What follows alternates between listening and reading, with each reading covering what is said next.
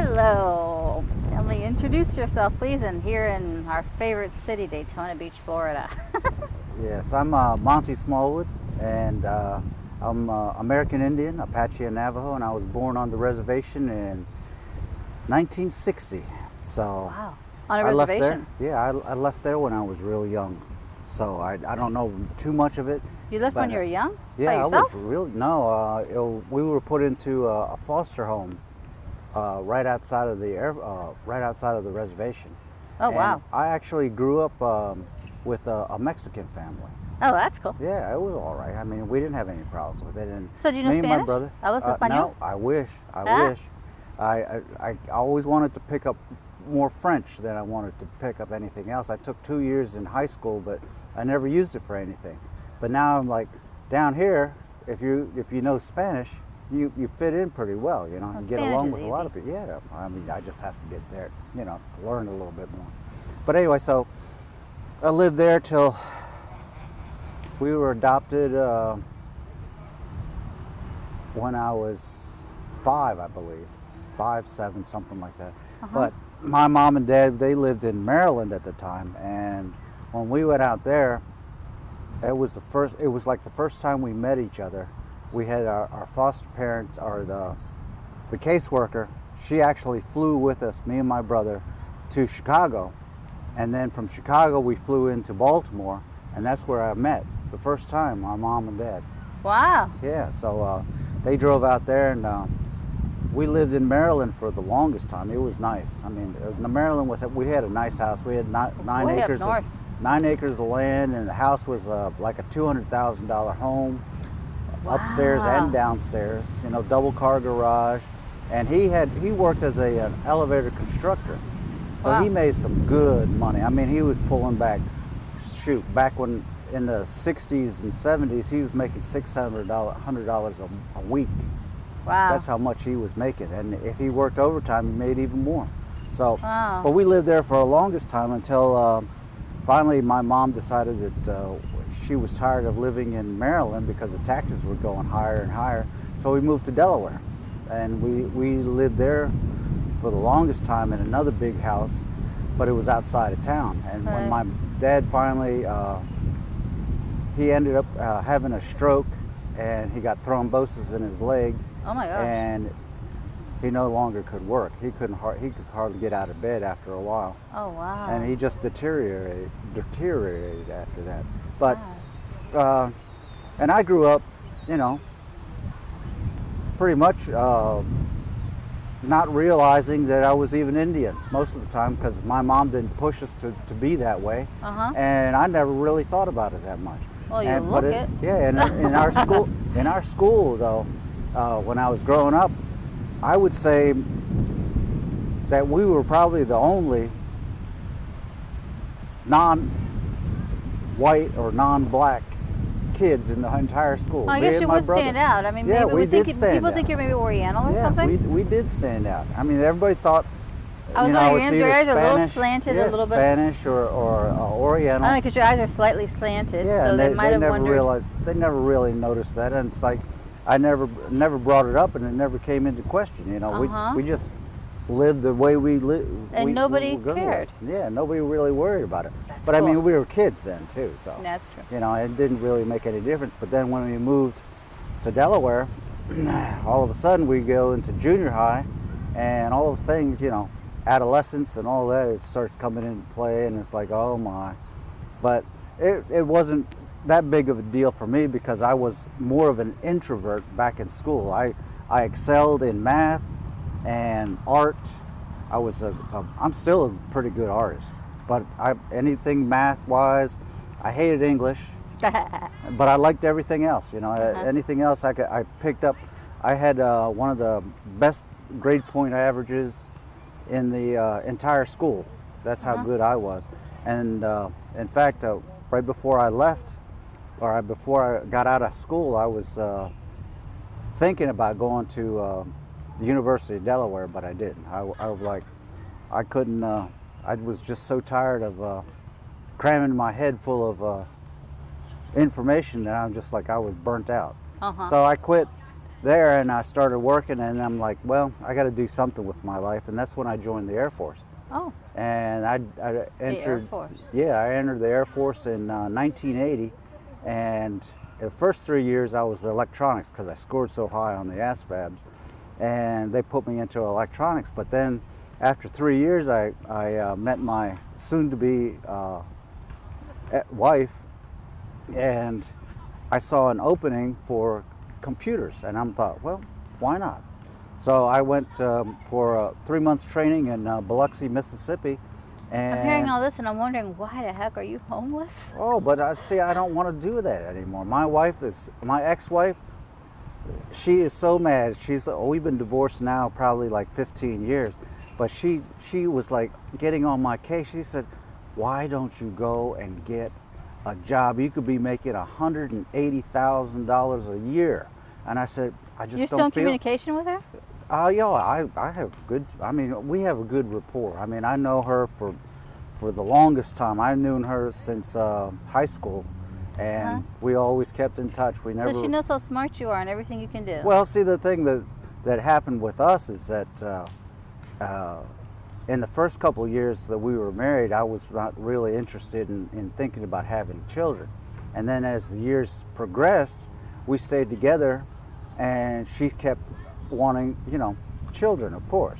And I'm like, well, after like 6 or 7 years, I finally said, well, I'm thinking that if you want children, then maybe you should get remarried, because I'm just not looking for that right now. So you don't have any kids? No, I don't have any kids. And I'm like, the girls, I helped to raise her, but I think of her as my daughter, but she's not really my daughter. But it came to the point where, we finally went our separate ways, and I continued on in my career and ended up going 38 states and 8 countries, and Wow. I've seen a lot of things. 8 countries? Yeah, a Oh, lot that of was countries. being in the military? Yes. Or in the army? In the Air Force. In the Air Force. When I went in as an electronics tech, that's where I did most of my traveling, because we had sites. Electronics, you could be making big bucks. Oh, I didn't even want to do that anymore. I got tired of it. I just said, no, I don't want to do it anymore. Oh my I got so gosh. tired of having somebody be in charge of me, telling me what to do, and then having to work with coworkers. But you could have your own business. I got tired of it. I just don't want to do it anymore. Wow. I'm like, I would rather go back into artwork. And I tried to do that for a little bit, but I'm like, even that didn't appeal to me after a while. I'm like, I just don't like playing the head games anymore. I'm just tired of it. Now I'm getting to where it's like, well, I'm going to be headed for retirement, complete retirement. I'm retired from the Air Force, but that's been 18 years of that, and now Social Security's looming up, and I'm like, well, I'll be fully retired then. I'm not going to worry. Will you be about getting that more much. money from when you get a That's certain what age? I'm thinking. I'm not sure though. It might be prorated. I'm not sure what they're doing now because they changes in the law. They've got changes in the law. So my ex-wife, she's so mad about me not doing something like that, and I said, I just don't want to do it no more. I don't want to play the head games. So, I have all these. I made a resume one time, and I said, I've worked on probably 12 different types of systems, from Mac to Apples to IBM to Unix to you name it. And then I've got like 8 languages that I know. Not only mini frames, but mainframe languages, Unix and COBOL, Pascal, all that. But I just don't want to do that anymore. I'm just tired of it. So I've been like hanging out, just lazing it around. 18 years of just doing nothing but running around, seeing what I can see. And I do love to travel still. I went up there a few times, and I like one of the best times I ever had though was 2 trips we had. One was my sister lives in Canada, so we went up to Manitoba, and that was incredible. I got to see the Northern Lights. And we went there in the summer, and it still dropped down to like in the 40s at night. But the other trip I made was with my other ex-girlfriend. We went out. I picked her up in Utah, and we drove back and went through my reservation back. It's probably been 15 years ago. But like I said, it hadn't changed, and that's why I don't want to live there anymore. I'm like, no, it's not my type of lifestyle anymore. So what are your plans now? I mean, here in Daytona Beach, what are your plans? I mean, you're Eventually, I mean, like I said, when I get paid, I'm going to start looking around to probably go back to the Maple Leaf, but I'm not sure. But that's probably where I'm going to go. That's probably all my plans are for right now. I'm like, I don't really need a whole lot. I mean, I'm working on. I'm getting some help on getting my IDs back and all that stuff. Oh, you don't have your IDs? Yeah, I lost everything a long time ago. In fact, I've had, since I've been that'd here. Be a pain. You don't have ID. You really can't get what you. Since I've been here, in between here and there, I've lost 9 bicycles, at least 10 backpacks. Oh my gosh. And and a load of other stuff that, I mean, it's just around here. If you don't keep it right under your skin, you know, it disappears. I mean, you go to sleep and all of a sudden it's gone. So, yeah. But no, I don't mind this area too much. I mean, I actually kind of like it. I really don't like Orlando, so that's why I stay away from there. I'd rather stay right around here. I mean, I'll find a place eventually. I don't know where it'll be, but I'll find something.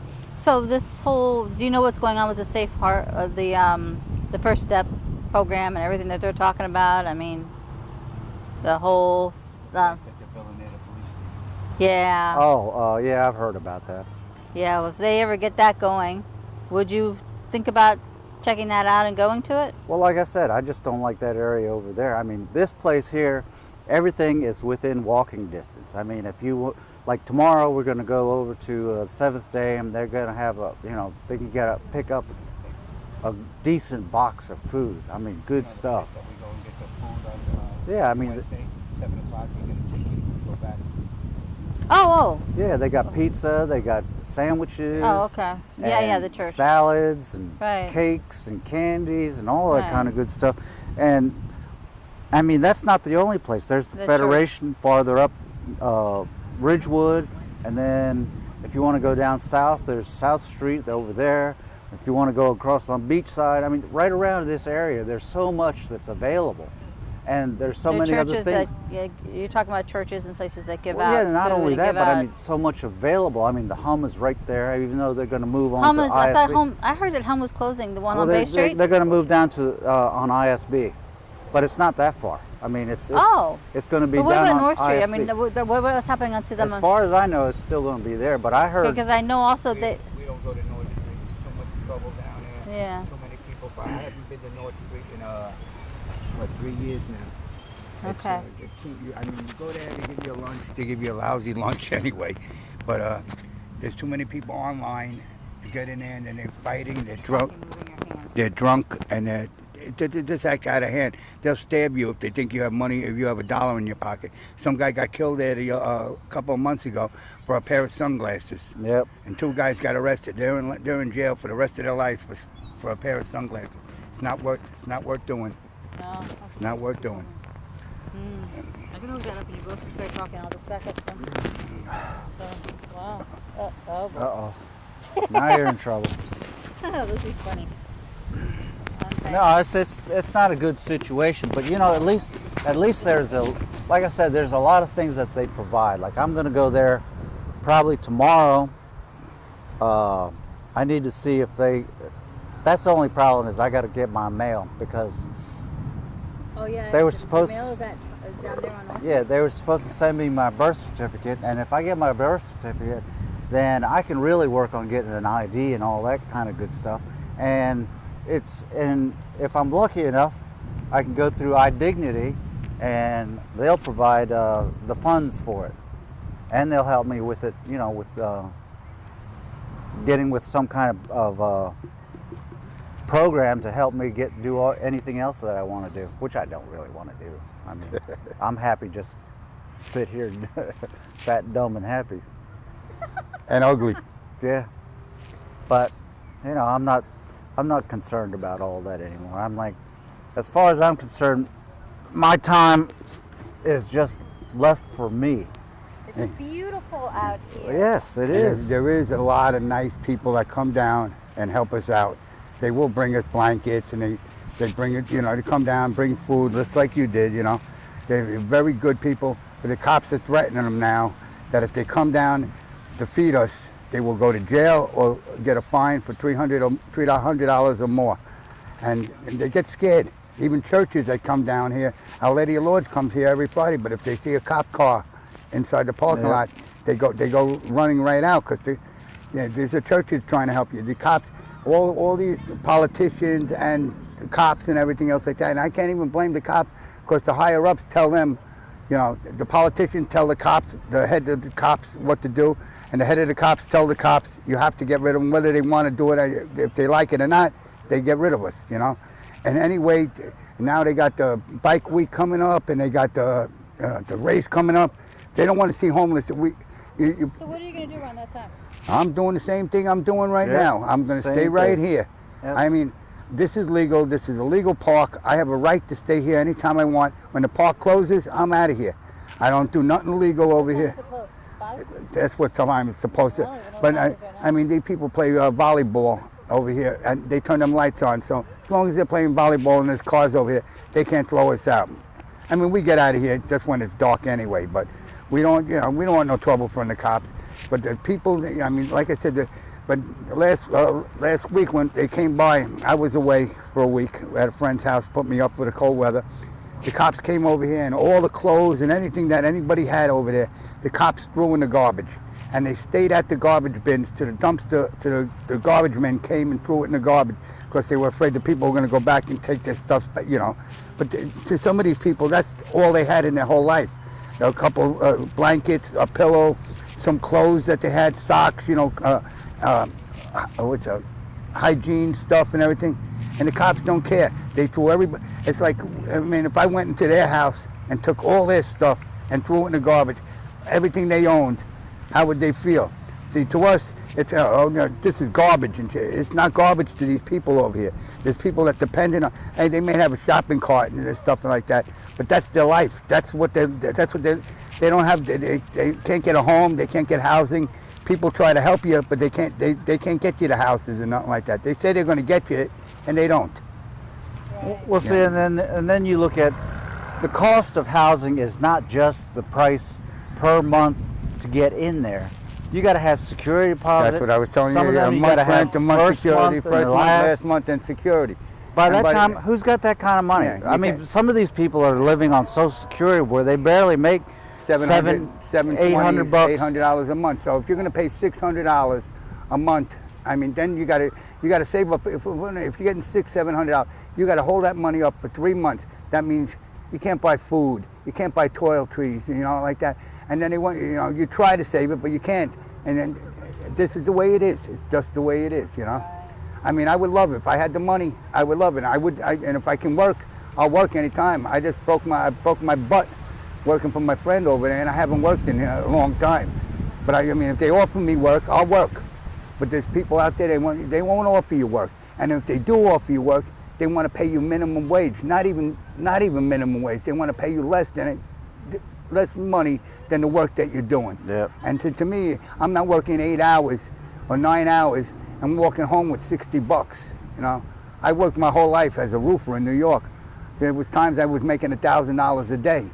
Now I'm going to go down to making $60 for 8 hours work and breaking my ass and shit. While these guys are collecting money and they're paying off the books and stuff like that. That's bull. You know, I just, you know, like I said, I'll work. I have no problem working. It's just that the money that they're paying, I'm not going to work for that. I mean, I'd rather be poor and I'd rather have $1 in my pocket than to bust my ass for somebody who's going to make a lot of money off of what I'm doing for nothing.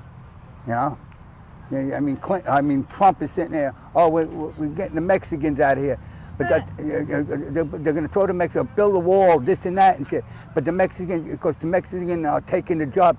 But these Mexicans, actually, I had Mexicans working with me, and they're the hardest workers ever to work, because they got to support their family. They don't got a green card or whatever, you know, like that. This is pretty much the same kind of predicament we're in. You know, they want to, we're homeless, so let's pay them crap and shit. You know, they're going to work. They need a couple of dollars. You know, and that's what they do. Now this and is, I ain't gonna lower myself to now that. this isn't the way I live, but my view is, now I'm one of the first Americans. Let's just throw out all the other people. How about that? Yeah, right. He wants to start throwing people out. Get out. Hey, You're immigrants too. Hey, I was a cowboy. You might be an immigrant, but I was a cowboy. So I'm like, you know, I think it's ridiculous that he even thinks something like that. I mean, the cost and the amount of money that would be put into something that is not ever going to even work. I mean, how long have they tried to patrol the border now? I mean, and thousands are coming across, thousands, and they're still coming across. I mean, and Trump's a hypocrite. Half the buildings that he owns in New York and Atlantic City, who do you think built them? The Mexicans built them. He hired all of them. You know, 3 of his wives were illegal aliens. 3 of his wives, and he wants to get all the illegal. He wants to get 3 of his wives out of here. That's why he's making illegal aliens out of here. That's what he's doing. Oh my gosh, and the history with him and his history of his family and something like that with a house where they wouldn't allow black people to live and stuff. Oh, well, I tell you, a lot of people that voted for him are really sorry they voted for him now. You know, Yeah. he's nasty. He's not a politician. I know, he's definitely not a politician. He's not a politician. He's a He's not a businessman. But I tell you one thing that he got as a politician, he's a crook. That's good. Most politicians are crooks, but this one's a definite crook. Well, you know what I really don't like about him is there has to be. I mean, they were talking about who was it? The House of Representatives, I think it was.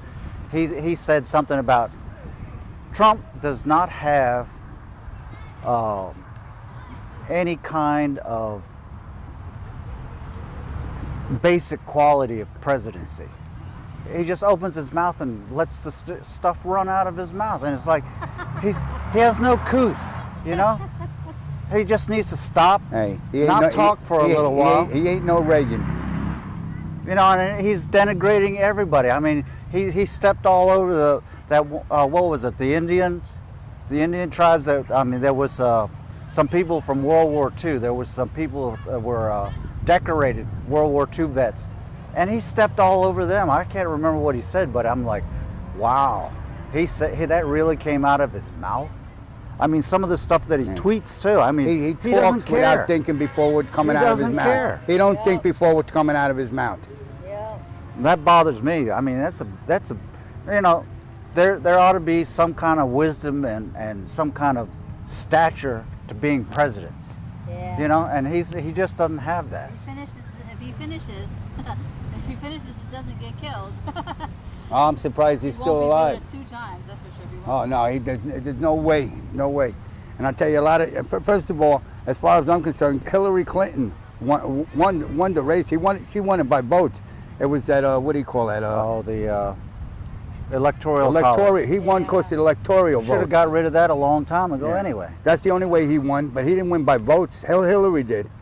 And I mean, I'm tell you the truth, I don't think Hillary would have been any better and shit, man. But who knows? I didn't vote for Well, her see, either. I think she would have been a better president only because she has been the wife of an ex-president. What I say is, bring Arnold Schwarzenegger. We want him as president. Because he'll be back. Well, you know, I don't know who's going to be president next, but there's got to be somebody else better than this. There's got to be. Next presidency has got to be somebody. You guys want, why don't you run? I don't think Obama was bad at all. I don't like most people. I think he was a good president. Period. I just don't like those people. That's why I just can't stand them. They open their mouth too, run their mouth, and it's like, just when next time they have a vote, that's right, none of the above. That's it, none of the above. Who was that on the? Who was that? So, anything else? What do you have? Any ideas on hints or anything? So I'll just close since we're starting to just talk. Nah, that's it. No, I mean we're trying to manage, but I mean life is getting harder and harder. Just to watch day by yourself, day. be safe, Yeah. and always look behind you. If you want to live out here, you got to learn that. Because if you don't, you're going to wind up dead or in jail. And that's the plain point. You were telling me earlier that I didn't record about some people you found. There was a friend of mine died in the water right over there, but he tried to swim across the lake. What? I don't know. He couldn't make it back, and I guess he might have had a heart attack, and he died in the water. A lady died on the bench right over there. Sat there for 4 hours. Nobody knew she was dead. Another friend of mine just died a couple of weeks ago down there on that trail that we just walked, the Sweetheart Trail. He was laying on the ground. He was sitting there for hours. People were just walking over him.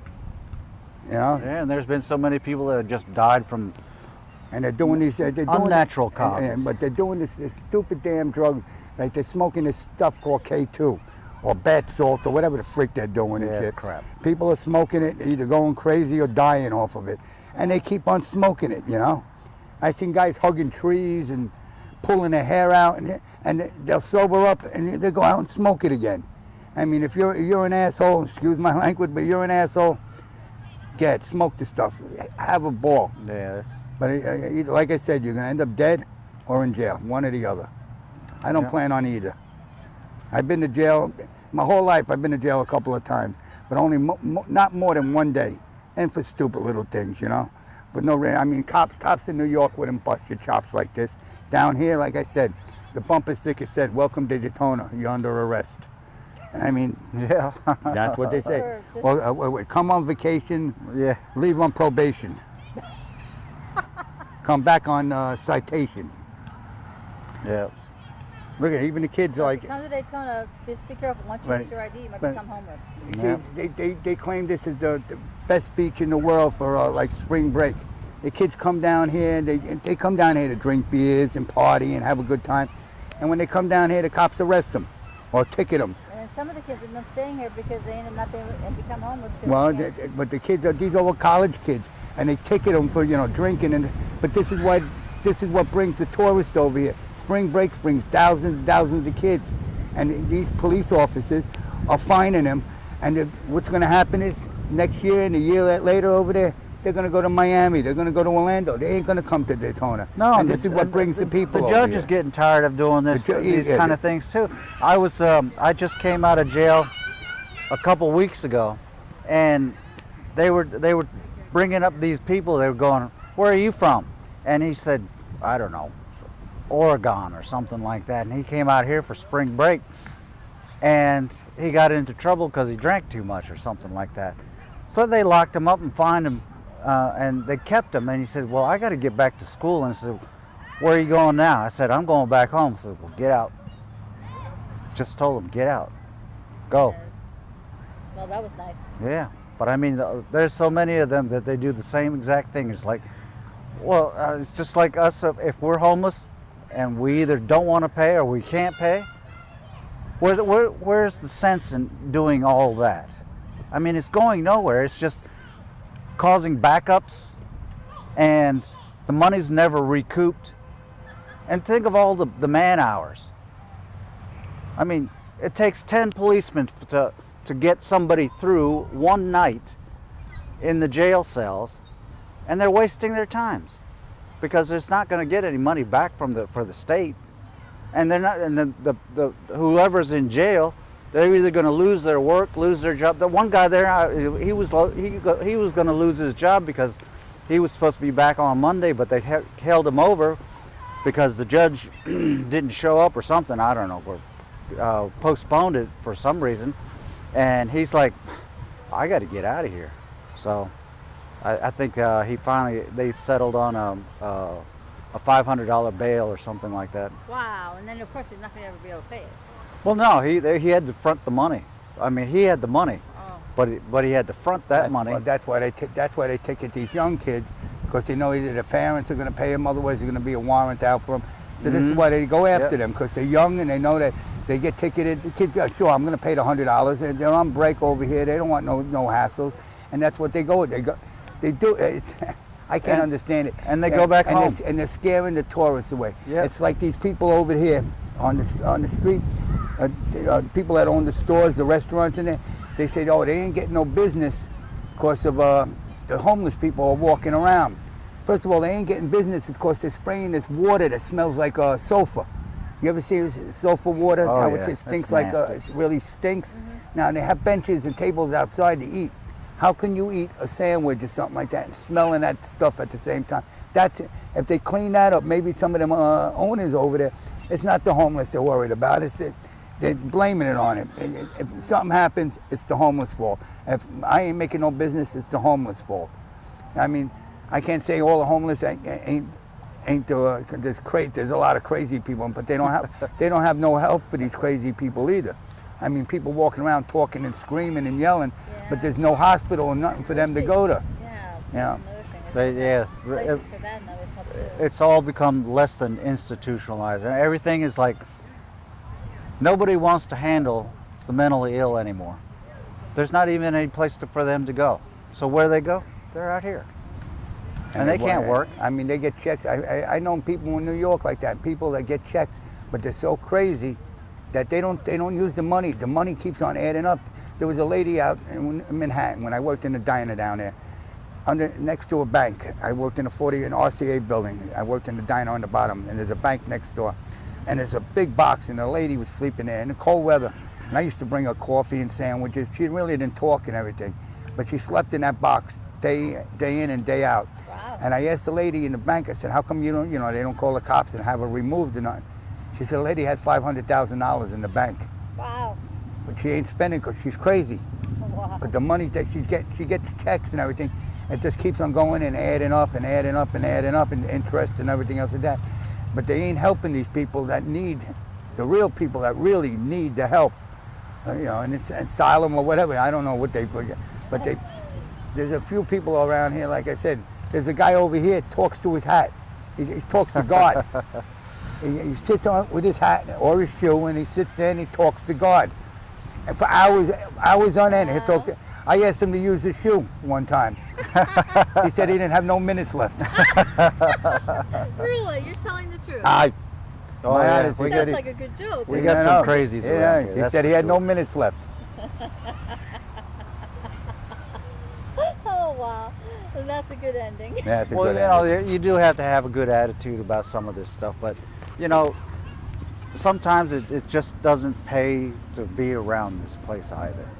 But I mean, you got homeless everywhere. It's always you've been gonna. all over the world. Yeah. So you've seen other. I've seen them everywhere. I mean, Daytona compared to other areas. Have you seen? uh, What is it like compared to other areas? well, this is the first real place where I've actually lived the life like this. And other places I've known of the homeless, but I didn't really deal with them on a one-to-one basis. So I know they're everywhere. I mean, I've seen them everywhere too. I mean, even in our little hometown, we got a couple of there. We only have like maybe 20,000 people, but there's still homeless there. They I have know there's camps probably out. more shelters up north than there is here for sure. They help a lot. Everybody helps a lot of people in other countries. Now start looking at our country. There's a lot of people here that need that help just as much as some people in other countries. You're sending money to people that you don't even know, instead of helping the people that are living in this state, in this country, that really need it. So help the people that live here before you help somebody else. That's all I can say. I agree with that too. Okay, well, thank you, and thank you, and again, welcome to Daytona. Yeah, welcome. You're under arrest. All right. Thank you, guys.